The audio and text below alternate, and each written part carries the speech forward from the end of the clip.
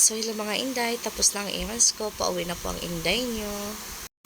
So, sakay-sakay lang tayo din ng bus para makatipid tayo, day. Tapos, aircon pa, day ba? Ang init ngayon, day, oy. Sobrang init. So, sa Manila, iday, kailangan talaga tayo mamili, day. Kung gusto nating makatipid tayo, day, aw. Sakay-sakay, tapos mura, day. Dito, mag-taxi-taxi, day, eh. Kay, sobrang mahal ng taxi, day.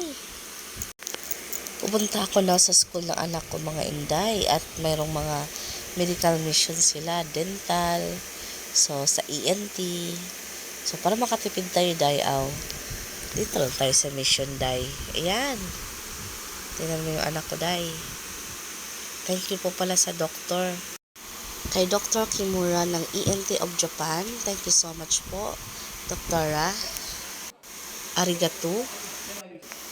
Ay, very happy talaga ang first person na yun, day, kasi nakatipid tayo, day, oy. So, nag-ENT na tayo, day.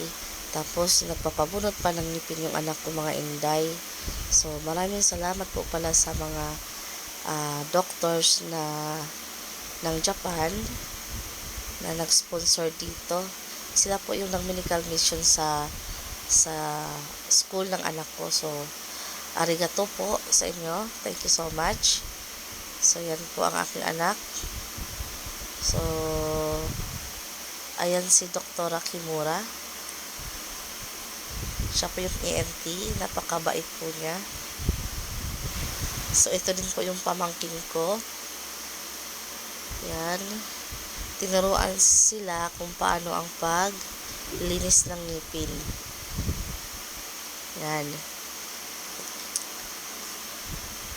So, ito naman po yung actual na pagbunot ng ngipin ng anak ko.